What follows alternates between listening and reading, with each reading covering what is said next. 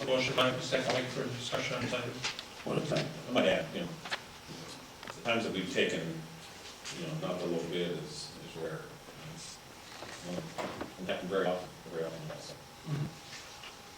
So you look at the circumstances and the outline here, and it doesn't leave much questions. Right. Hearing further discussion, those in favor? Aye. Aye. Opposed, so carries.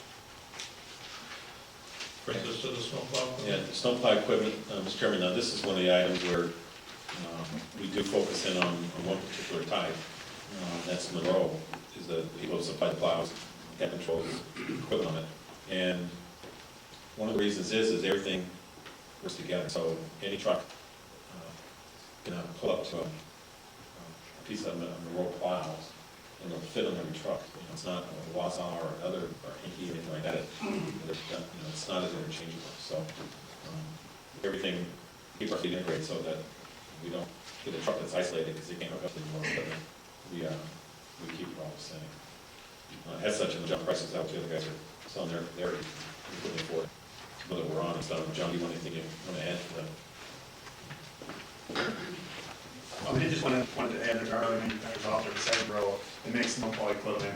One is Anki, one is Wausau. And both of those pieces of equipment are traditionally a little bit heavier pieces of equipment that are used by counties like on the interstate. But it does come with a larger price tag. And we have found that for the last 18 years, we've been using Monroe trucks on our and we're very happy with the product and the cost they provide in the village. Was awarded bid to Monroe Truck, goes second, 1664. Second. Motion by Mike, second by Steve. Further discussion on this item? Hearing none, those in favor? Aye. Opposed? So carries. That brings us to item K, and it's considered the award contract for the Spring Park North ball field, and this is the lighting equipment and electrical installation. Mr. President, we received 2008 sealed bids for ball field lights for North Islands and Prairie Springs Park. It's broken into two contracts. Contract A is for the sports lighting equipment installation of sports lighting equipment and that's the Action Energy Cross. Contract B is for the installation of electrical for lighting equipment for either any vendor that would be there. The low bid submitted for their contract A was Musco in the amount of $194,504. I'm sorry.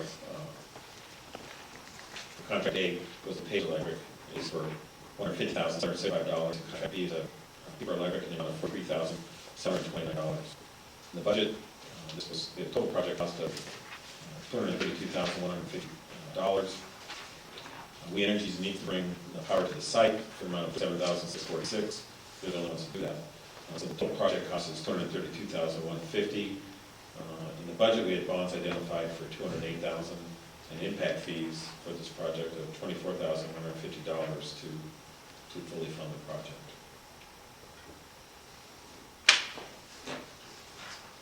Move to award contract A to Page Electric and contract B to Piper. Second. Motion by Mike, second by Clyde. Further discussion on this item? Question for Mike. How come the power here is not included? You got a switch here for 4,000 amps, server installation. How come it's not included in the lighting system in one tier? Power I have two bids. I believe that your question was, how come then you have a contract A and a contract B?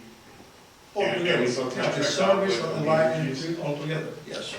Because the We Energies is only going to bring us a transformer of 400 amp power with the three-phase from Highway H all the way up to Midfield between Diamonds 2 and 3. And that's all that We Energies can do.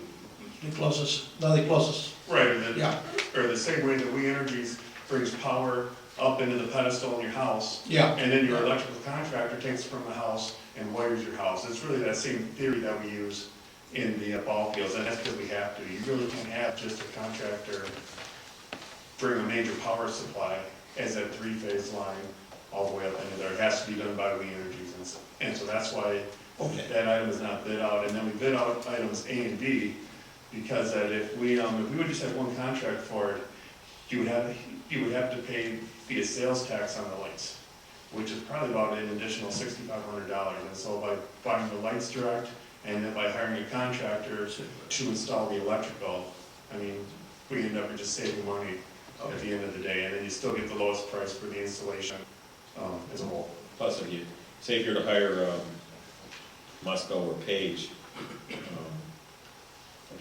you're gonna hire those people to do it, you're gonna pay a contract administration or a premium to them to do it, so. It's interesting to note the energy savings between the two systems and the amount of lights that go up with the two systems to achieve the same goal, so. Quite a savings there when you start looking at the number of fixtures. Yeah, there was a savings of almost $900 per year that we identified in our energy analysis. And that's because Musco has a new green system that's out that is able to project the same amount of light with less fixtures up in the pole. And so they can get by doing 4 light fields. And if you identify the levels that we need for only 68 lights, where USL has to look for 100 lights. And that's really where the installation costs are kind of going out of proportion. On the first page is that when you have more lights, it takes a larger size wire, larger breakers to operate all those lights. And it's about $21,000 more in copper wire, larger conduit, larger breakers, and static contactors to operate that system. But the village felt it was very important to go through and identify the annual energy cost when evaluating the system of the bids. I just have one quick question, John. Lights, time that they go on, time that they shut off, spring, summer, fall, with the ball games? Well, that's going to be driven by the amount of practice times and what time that the games are. So it's not going to be set just on a time where they go on before they go up to 9. There's going to be a key system like an on-off button for coaches practice at night, or if there's a game schedule, they'll be able to turn in the lights. But if there's not scheduled, the lights will be off on board times.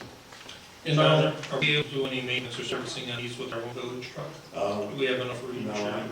Our boom truck unfortunately only goes up to 45 feet, and we are using number 60 poles. If we had to, the boom on the ladder truck, it does reach high enough, and we have used that in the past to service our 90-foot poles or in the south diamond. So something where it's 1 or 2 lights, we probably borrow equipment from the fire department and we'll change a few lights versus contracting out. No, not a question, just a comment that this really is making money well spent, and that this is an investment in the youth's future. That we have here longer, our youth play ball and have more accessible time to our diamonds, which is a good thing in my opinion. Steve? I got 2 comments. John just said that the fire department is going to cooperate power to do that. You know, it doesn't happen in many communities. And the second comment I want to make, the other night, Sunday night, I went by 85th Street, and the lights by Tramper and Anderson Park, the lights were on, and nobody was playing. So, we did a timer or whatever, nobody was around, and that was on. We're on. It doesn't happen in the village, because they are on only when there are activities going on, and which is great, no timers. Okay. Very good idea. Any further comments or questions? Thank you. Hearing none, those in favor? Aye. Opposed? So carries. The next item is item L, the consent agenda. It's in the items 1 through 4. Move to approve. Second. Motion by Steve, second by Clyde. Any comment or question on the items involved in the consent agenda? Hearing none, those in favor? Aye. Aye. Opposed? So carries. Brings us to item 8, village board comments. Motion to adjourn? Second. Motion and second for adjournment, those in favor? Aye. Opposed?